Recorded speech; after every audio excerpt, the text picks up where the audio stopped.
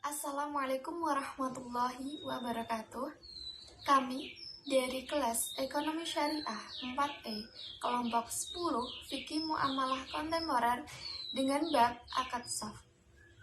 Saya Ummu Habibah dengan NIM 18202107170 ingin menjelaskan bagaimana sih hukum trading forex atau pertukaran mata uang asing.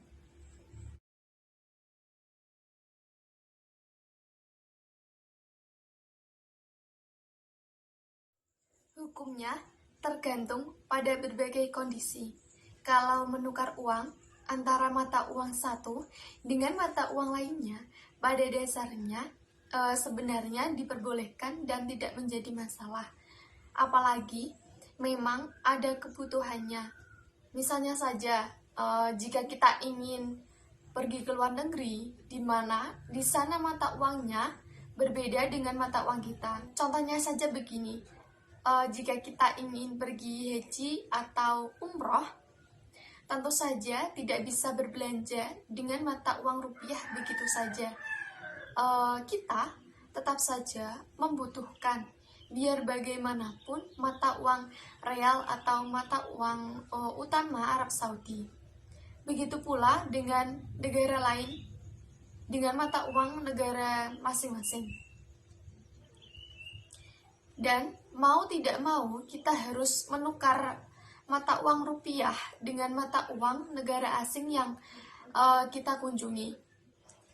Jadi pada dasarnya tukar mata uang dari satu mata uang asing dengan mata uang asing lainnya itu diperbolehkan.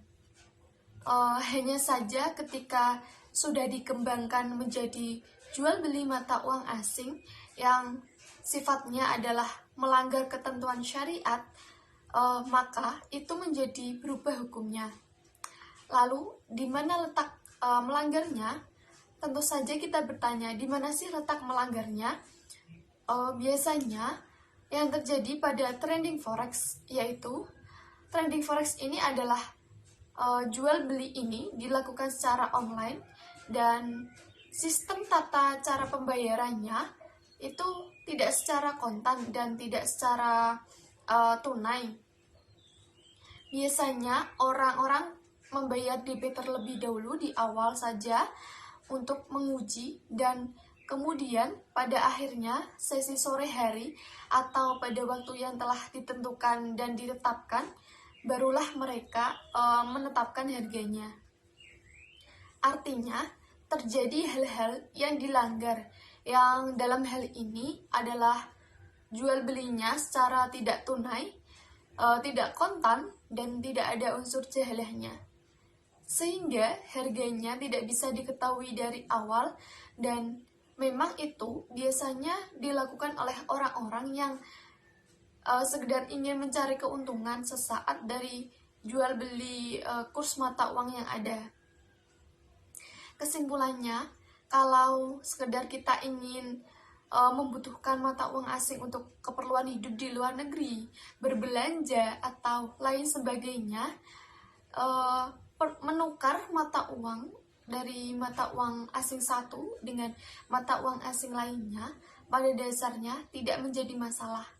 Tetapi jika sudah menjadi trading forex yang sifatnya adalah sekedar gambling, kemudian yang terjadi sistem tata cara pembayaran yang tidak tunai atau kontan, maka itulah yang kemudian oleh para ulama kontemporer dipermasalahkan sebagai suatu akad yang tidak dibenarkan dalam syariat Islam. Selanjutnya di sini saya akan menjelaskan sedikit mengenai trading forex. Apa sih trading forex itu?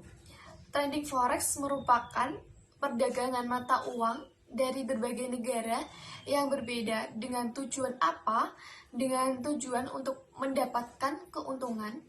Dalam hal ini, forex merupakan kependekan dari foreign exchange atau pertukaran valuta asing. Sebuah contoh dari perdagangan forex adalah memberi euro atau mata uang Eropa, dengan bersamaan kita menjual US dollar, yaitu mata uang Amerika. Trading forex dilakukan secara online dengan mendapatkan keuntungan yang semata. Prinsip trading forex online cukup sederhana, yaitu mendapatkan keuntungan dari selisih harga jual dan harga beli, di mana kita menjual saat harga tinggi, begitu pula saat harga rendah kita melakukan pembelian. Terima kasih dari saya. Selanjutnya akan dilanjutkan oleh teman saya.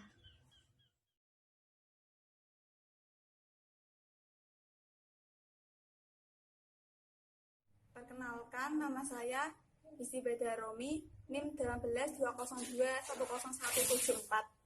Saya akan mengulas sedikit tentang mata kuliah fikih muamalah kontemporer dan sedikit menjelaskan tentang akad syarf.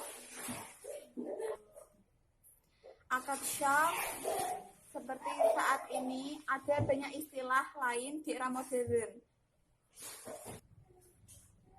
Akad syarf biasanya disebut dengan money changer.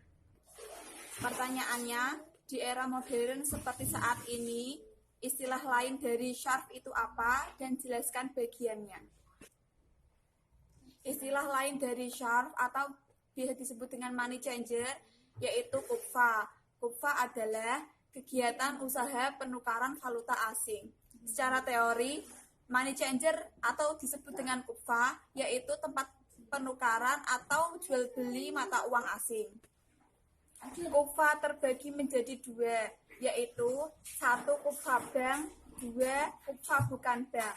Kupfa bank yaitu kupfa yang dilakukan oleh non-komersil. Kupfa bukan bank, kegiatan usaha penukaran valuta asing yang dilakukan selain bank. Contohnya yaitu money changer yang sering kita lihat. Apa sih bedanya? Bedanya yaitu kupfa BB, transaksi yang dilakukan cuma bisa nuker atau jual beli mata uang asing aja. Dan biasanya dalam jumlah yang relatif kecil.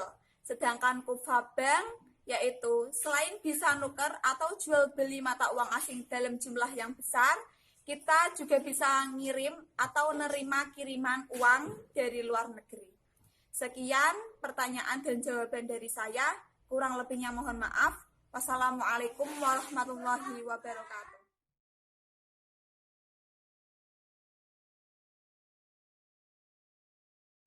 Assalamualaikum warahmatullahi wabarakatuh. Perkenalkan, nama saya Khalifatun Nikmah, NIM 193. Di sini saya akan menjelaskan tentang transaksi valuta asing atau dalam bahasa Arab disebut syarf. Nah, jenis-jenis transaksi valuta asing sendiri ada 4. Yang pertama ada transaksi spot, yang kedua ada transaksi forward, yang ketiga ada transaksi swap, dan yang keempat ada transaksi option. Nah, untuk transaksi forward, swap, dan option ini memang diharamkan oleh para ulama dengan beberapa faktor dan alasan. Nah, lalu bagaimana hukum transaksi spot yang dibolehkan oleh MUI dalam pandangan fikih? Nah, di sini saya akan membahas tentang transaksi spot dalam valuta asing. Untuk transaksi spot sendiri yaitu transaksi pembelian dan penjualan valuta asing atau falas untuk penyerahannya pada saat itu, atau penyerahannya paling lambat dalam jangka 2 hari. Hukumnya boleh karena dianggap tunai, sedangkan waktu 2 hari dianggap sebagai proses penyelesaian yang tidak dapat dihindari dan merupakan transaksi internasional. Nah, saya akan membahas tentang transaksi spot seperti ini. Jadi telah dijelaskan dalil-dalil menunjukkan bahwa jual beli mata uang yang dalam hal ini dihukumi dengan hukum emas dan perak. Jadi jual beli falas itu menurut syariat Islam dihukumi seperti halnya dalam hukum emas dan perak atau dirham dan dinar. Harus dilakukan dengan kontan tanpa ada hutang sedikit pun. Demikianlah syariat Islam mengajarkan kita dalam jual beli emas, perak, dan serupanya. yaitu mata uang yang ada pada zaman kita sekarang ini pembayarannya harus dilakukan dengan kontan dan tunai tanpa ada terhutang sedikit pun. Hukum ini merupakan yang telah disepakati oleh seluruh ulama dalam setiap mazhab fikih. Apa yang menjadikan alasan fatwa MUI bahwa tempo 2 hari itu sebagai batas waktu paling minimal untuk proses pembayaran, maksud saya proses penyelesaian yang tidak dapat dihindari, ini menurut salah satu ulama tidak dibenarkan atau tidak dapat diterima, karena yang demikian itu dikarenakan proses pembayaran pada zaman sekarang jauh lebih mudah dibandingkan pada zaman dahulu. Terlebih-lebih proses pemindahan uang pada zaman sekarang jauh lebih mudah bila dibandingkan pada zaman dahulu. Anda hanya membutuhkan waktu beberapa detik saja untuk mentransfer dana walau dalam jumlah besar, yaitu melalui jasa internet banking atau yang semisalnya, atau transfer biasa dengan cara mendatangi kantor cabang salah satu bank yang ada di masyarakat.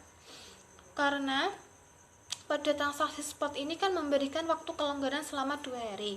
Nah, menurut ulama, memberikan kelonggaran pada kedua belah pihak ini untuk memudahkan pembayaran hingga 2 hari berarti memberikan peluang kepada para pemakan riba, para spekulator yang telah menjual dananya dengan skema spot untuk melangsungkan kejahatannya. Nah, misalnya seperti ini.